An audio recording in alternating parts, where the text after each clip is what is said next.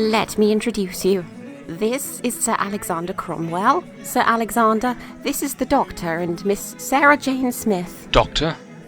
Of what field of study? Oh, all that I've found. I dabble a lot. Are you interested in astronomy, by any chance? By every chance. It's a special study of mine. Mine also. I've my own telescope. I've been cataloguing nebula. Being pardoned, sir, there's a man from the village come to see you. Says it's very important. There's been a death. A death? Is it? One of the villagers, my lady. No one important. I supposed I'd better speak with the man, if you'll excuse me. Allow me to accompany you. Perhaps I may be of some help. Oi! Wait for me! Sir Alexander? My name's Brackley, sir. Constable Faversham sent me to tell you there's been a death in the village. Old Ben Tolliver. Tolliver? Isn't he that old fisherman whose wife died several years ago? The same, sir. We found his boat adrift earlier tonight, and him dead on the deck. Natural causes. Not unless you count having half of his head missing as natural, sir. I see. Tell Faversham I shall be with him first thing in the morning. Perhaps I could come along. I may be of some use. 8 sharp, then? Absolutely. Isn't this intriguing? Oh, yes! I've spent the evening being attacked by a mutant chihuahua with an attitude, and I get to spend tomorrow looking at mutilated corpses. It's the perfect holiday, isn't it? Oh, Sarah, where's your sense of adventure? I think it's still out there on the moors. You think we could get a room for the night here? I've got to rest my feet. Let's ask Alice. I'm sure she'll take pity on your feet. Father, how was the hunt? Damn pointless. I think it's high time we wound this blessed evening down, don't you? Of course, Father. I'm so happy that you're all safe. Not safe? Of course we're safe. It was just a wild goose chase when all is said and done. Hardly that, Sir Edward. We've tracked the creature almost to its lair, and tomorrow we can finish it off. What? You'll do no such thing. You again? What are you doing here? You told us to meet you here, so here we are. I do not appreciate you questioning my decisions continually. Then stop making them without thinking. This creature you're hunting is not some monster to be slaughtered, you know, and you're not St. George spearing a dragon. How dare you, sir? It's about time someone told you the truth. I don't suppose you get a lot of that around here. That monster is slaughtering ponies and other wildlife in the area. It is a menace and must be killed. It will be killed, and you won't stop me. It's just hunting for food. You should attempt to capture it and study it. There's something unnatural about it. The man has a point, sir. You may study it as you wish after I've made good and certain the beast is dead. You know what the trouble is with you scientific types? Is that you're too keen on studying from the ivory towers of your universities and loath to get to grips with the real world. Father, the Doctor and Miss Smith are our guests. They're going to help Sir Alexander in the morning. Try to be a little kinder. Whatever does he want their help with? There's been a death in the village. Really? An unnatural one, I take it. Very. An eventful night, wouldn't you say? Definitely. And in such a pleasant, isolated community, too. Odd, isn't it? And why are you here? Not a local, are you? No more than you are, Doctor. Look, it's late, and we're all tired. My feet are killing me. Can we call it a night and start arguing again in the morning? Miss Smith is right, Father. We're all tired, and you are a little grouchy. You're quite right, Alice. It is time to retire. Do you and your friend have anywhere to stay the night? Courtesy forces me to offer you a room. And forces me to accept. Thank you. You shall have the room adjoining mine. I'll show you the way and loan you a few necessities, Miss Smith. Thank you. And it's Sarah. Please. Sarah, then. I hope we can be friends. Good night, Father. Good night. Yes, good night, Sir Edward. We shall continue this in the morning.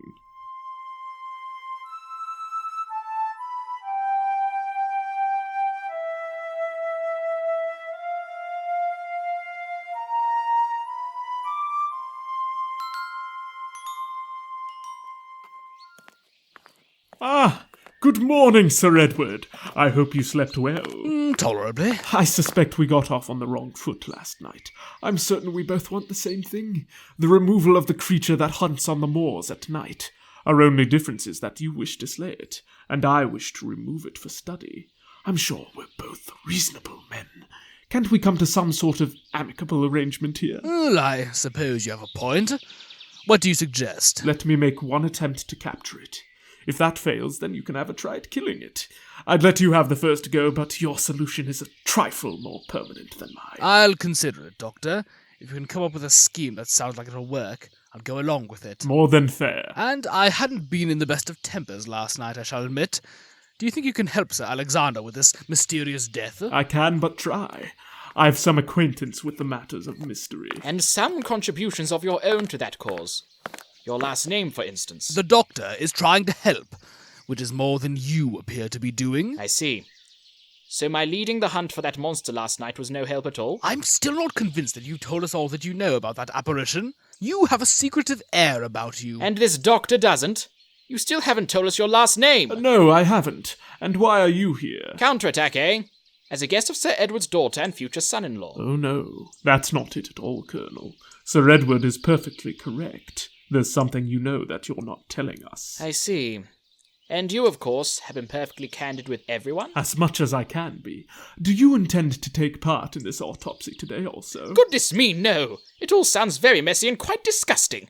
I had thought that my man Abercrombie and I would take a stroll on the moors. Bird watching? Your man said he's no ornithologist. I doubt he could pronounce the word. Actually, I'd thought about collecting a few wildflowers. If you'll excuse me. I don't trust him at all. Do you intend to go dressed like that? Why? Ah, too flashy, you think? Sir Alexander is rather traditionally minded, and that scarf is rather much. I'm afraid all of my luggage is stuck out on the moors right now. Not a problem. You're about my size.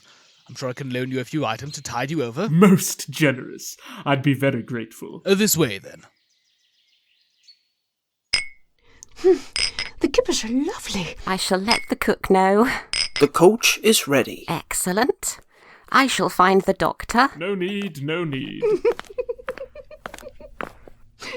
Well, Mr. Holmes, didn't you get a bite with that outfit? It's in my pocket. Thankfully, it isn't lit. Miss Smith, you will all return for dinner, I trust? If it's half as good as breakfast, Sir Edward, wild horses couldn't keep me away. Or wild hounds, either. Splendid. Well, I mustn't keep you from your work. Good luck, all of you.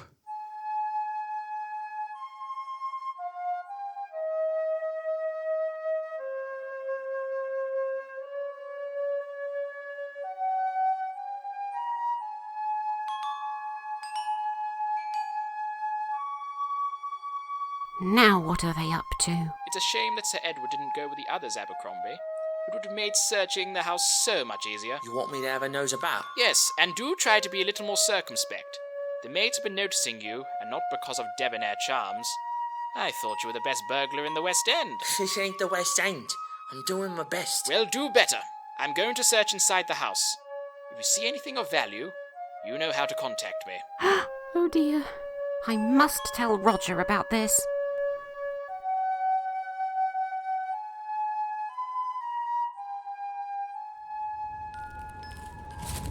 Sir Alexander Cromwell. Ship Surgeon Doyle. I gather from Faversham, you made a preliminary examination of the body last night. Purely a cursory one, I'm afraid. The light was very poor. What killed him is a mystery thus far. Ah, Doctor! Miss Smith. Doctor? Of what? Everything but medicine. Haven't we met before somewhere? I don't believe so. You don't look like the sort of man I'd forget in a hurry. Ship Surgeon Doyle. Of the Hope? Why, yes, but how in the blazes did you know that? Oh, I've read your stories. You're one of my favourite authors, you know. Arthur Conan Doyle. You flatter me too much, Miss Smith. I've had only one story published so far, but it's most gratifying to know that you enjoyed it so much. Oh, I'm sure we'll be reading much more of you in the future. You're a natural. Well, I hate to stop all this cheeriness, but we do have work to do, gentlemen and lady. Begging your pardon, sir, but I don't think the body is a fit sight for a lady. Quite. Perhaps you'd better wait. Come off it. I'm not squeamish, you know. I think it would be better if you waited, Sarah. Use your talents, so to speak. I'll fill you in later. Well, thanks a lot. What a start to the day. I'll bet it'll just get worse. Morning. It just got worse.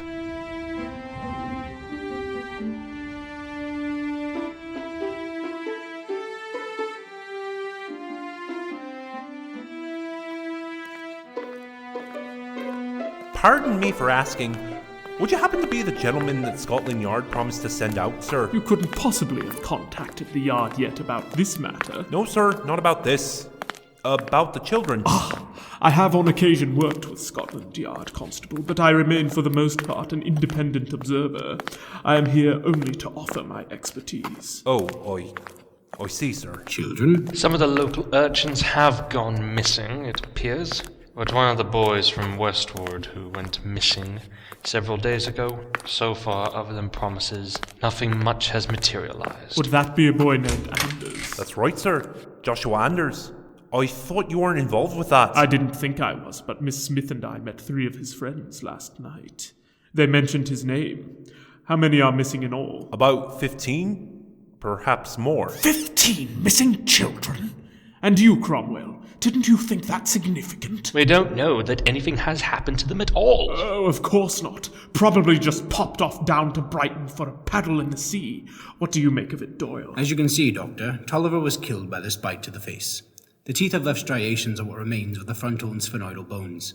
The arm was taken off in a subsequent attack, after he was already dead. There is too little blood marking on the side of his jacket, so the heart must have stopped pumping by that point in time. Excellent deduction, Doctor. And what do you make of the angle of the incisions? I'm not sure I follow you, Doctor. Well, look at the way the bones have been shattered in the face, and how the flesh is torn from the arm.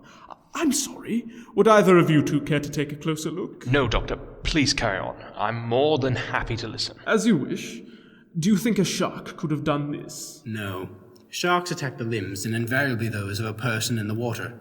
The limb was severed after the bite to the face, and Tolliver was never in the water.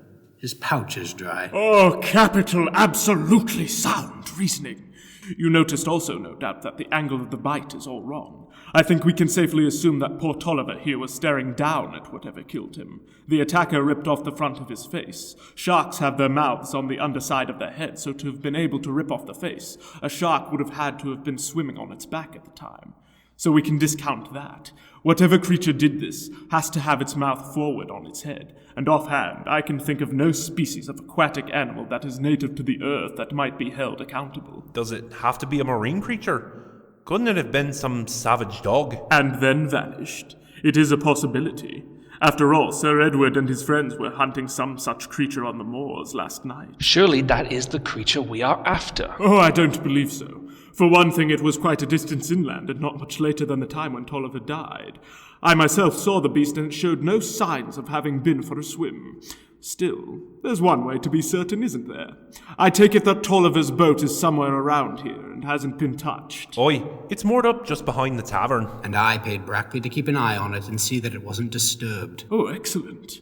I'm beginning to think that I'm not really needed here. You seem to be proceeding perfectly well without my aid. If the creature that killed him was on the vessel with him, then there will be buckets of blood all over the deck. If from the sea, then the decks will be relatively clean. Wonderful. You are most certainly proving your worth, Doctor. Almost. Let's see if we can't make poor Tolliver bear further witness against his slayer first. Let's make a few small assumptions. First of all, whatever killed Tolliver didn't do it for food. An animal that hunts aims the blow at a vulnerable area, a limb or the throat, depending on whether it kills by biting or strangulation. This creature instead attacked the face, a small target if you think about it. Now, the body was on the boat when it was found, so Tolliver must have fallen backwards. The missing limb led Doyle to suggest that the killer attacked the corpse again as it fell. There wasn't a great deal of time for that, so the odds are that there were in fact 2 creatures that attacked him almost simultaneously. One killing first with a bite to the head, the second severing the limb. I say, so now instead of 1 killer, we have 2? More than that, 2 hunting together. Intriguing, isn't it? It's downright scary. That too. Well, that's about it for here. Perhaps we could examine the boat now. Very good, sir. If you care to go on ahead, I'll cover the body. Can I inform the rector that the body is ready for burial now, sir? You can indeed. The sooner the better, if you ask me. Don't you have something better to do? Like lessons, for instance? No. Term starts next week, so we're free. And at a loose end. So here we are. And you're awfully pretty, so we don't mind being seen with you. It'll do our reps scalds of good. Wonderful. And my nerves are irreparable. Probably. This friend of yours who vanished. Tell me about him. Well, he wasn't really our friend. He's only 10. And not at all sophisticated like us. Oh, give me a break. And he's more like a responsibility. And what did you do with him? Nothing. Well, almost nothing. Well, the truth of the matter is we ragged him a bit, told a few fibs about ourselves, and said that he's got a lot to learn. Not Billy. He's one of the wharf rats with a little lean-to by the docks. He'd know. And how'd you know that? He's sweet on that barmaid, Jen Walker or whatever. He'd know. And we'd offer you our protection and assistance. And crude comments. You've told me everything I need, so clear off. Oh, come on. He's our responsibility. Well, McBee's at least, and we could be useful. Right. Fine. But one untoward comment, and I'm sending you back to school with a flea in your ears. I don't think I wouldn't. So where was the body discovered? For the cabin, sir. Then the blood here is not sufficient for Tolliver to have been attacked on board and nowhere for an animal to hide. He was definitely attacked from the sea. I agree. What do you make of these? Scratches in the wood, but I'm afraid that the significance of it escapes me. Recent. The wood exposed is unweathered. I'd say that whatever killed Tolliver made these marks. There are just 2 of them, here and here, suggesting a width from the creature. Probably the result of its flippers or fins striking the wood. No sign of blood in the marks. Surely any blow sufficient to make these gashes would have scored the skin of the attacker and drawn blood. Unless the hide was too tough. In many aquatic creatures, the skin is extremely tough, and some seals have very sharp teeth. But there are only a few grey seals about this coast, and they're perfectly harmless. Again, I agree. Doyle, what brings the Hope to Devon? Captain Grey had business here. Surely that is irrelevant. Irrelevant? A whaling ship stops off here instead of farther north like Scotland hours before a man is killed, and it's irrelevant? It has a cargo of seal skins, and the man is apparently killed by a pair of attack seals, and it's irrelevant? I'd like to have a word with this captain and whoever it is he has business with. I can introduce you. The man's name is Breckenridge. He's here for business. All I know. Breckenridge? He's an industrialist who built a factory at the edge of the village. He's very well known and has done splendid work.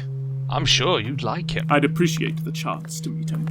Ah, Faversham, what kept you? Another crime has just been reported. Somebody broke into the cemetery last night. They dug up the grave of Mrs. Belliver and stole her corpse. Curiouser and curiouser. Surely you don't believe that there's any connection between Tolliver's death and the stolen body. Unless this sleepy little town has suddenly developed a crime wave of epidemic proportions, we have to assume a connection. I can't see one. Nor can I, yet. What did this Mrs. Belliver die from? Natural causes. She died 3 nights ago. She was very old. Is this the first time somebody dead has turned up missing? Well, is it? There have been 2 other cases. Then why didn't you say so? I know, they didn't seem relevant. Well, how recently? Just over 6 months ago, and about 12 weeks ago. And when does the first missing child date back to? Approximately the same length of time, sir. I see. This began happening since your philanthropic Mr. Breckenridge arrived, and you didn't see any connection. We were working from the assumption that the resurrectionists were responsible for the missing bodies. Were you indeed? This information changes everything, though. I'd hoped that the children were alive, but if there are resurrectionists involved, isn't it possible that the missing children were murdered and used as a substitute form of bodies? Just a moment. I don't believe the resurrectionists could be involved here. For one thing, their foul trade hinges on the procuring fresh corpses for the teaching hospitals. There are no such hospitals within 100 miles of this place, and the bodies would begin to decay long before they reached a hospital. In addition, Mrs. Belliver died 3 days ago, so her body was hardly fresh. Capital reasoning, Doctor. I couldn't have put it better myself. Faversham, I think you had better let us have a look at the scene of the fresh crime, don't you? Then we'll deduce if these events are linked or separate. Come along, Faversham, lead the way. I quite understand your concern, Alice. I will confess what you overheard does sound rather bad for Edmund. Bad? He is planning to rob this house, Roger. That manservant of his is a common thief. Alice, please trust me. I know that Edmund is planning nothing that would hurt you in any way despite what you heard. Then tell me what he is planning, if you know. I cannot.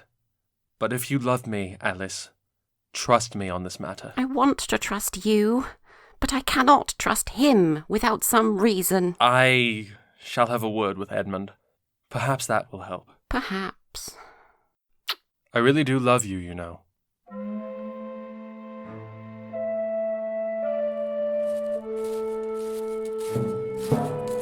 The coffin's still down there, of course. Top stayed off. I'll just hop down. Stay back! Everyone should stay where they are. What are you doing, Doctor? Looking for clues. Be quiet. There were two men. One tall and heavy-set, the other shorter. They came back from the village and went back that way with the corpse. How on earth could you possibly know that? Elementary, my dear Doyle. Aside from a set of woman's shoe prints that I assume to be the cleaner who discovered the robbery, there are two recent sets of shoe prints. One is a large size and sinks deeply into the disturbed, fresh earth, hence a large man and rather heavy. The other set is small and not as deep, a smaller, lighter man. The same prints show on the pathway from the village at the gate, and they return that way also. On the return trip, the large man's prints sink even deeper, so he was carrying the woman's corpse with him. That's remarkable.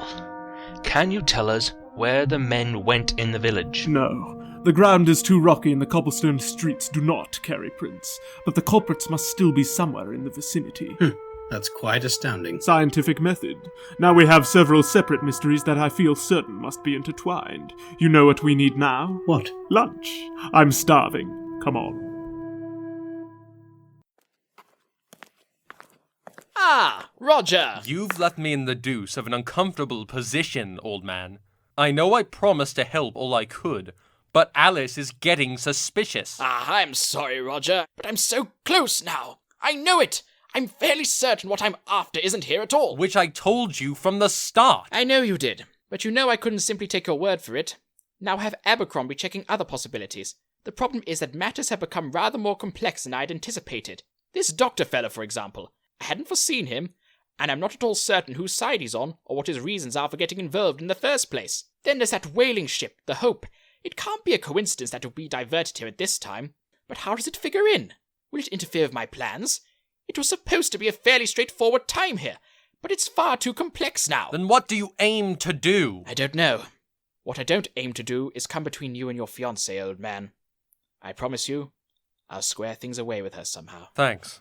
I certainly appreciate that. Now, what exactly is he hiding? Come on, move! Ow! How strange. I don't feel... Oh dear. This does complicate matters more. Right. You three, stay here. We want to help. As far as these kids are concerned, you're rich brats. They won't trust you. And they'll trust you? They might. I'm going to try. So you stay put and out of trouble. I only want to talk to Billy. I think we may have a problem in common. You and me? Get on. We got nothing in common. Missing children. What do you mean? Those three boys. One of their friends have gone missing. And they know some of your friends have gone missing too. Why do you care? They're just street rats. Nobody cares about they except I. I care. Whatever they are, they're human beings. And I know the police don't care much, but I promise you that they matter to me. You're just saying that. You're like the rest. Want us gone? Why should I trust you? No reason at all. I can't prove that I care, or that I'm telling the truth, but unless you give me a chance, you'll never know, will you? We don't need your help. And no skin off my nose if you get yourself killed. Then you do have some idea of what might have happened to the missing children. Nah. Factory man might. Factory man? Go see him. Look hard. Just go. All right, Billy. Thank you for your help. I promise I will do my best to find your friends too. Don't do me favours. Learn anything? Possibly. What do you know about a factory man? He owns a factory on the outskirts of Bodom. He's really into progress and what have you. Shame he's such an unpleasant fellow. Why don't we go and see if we can have a chat with him? I'm game. I'll be scout.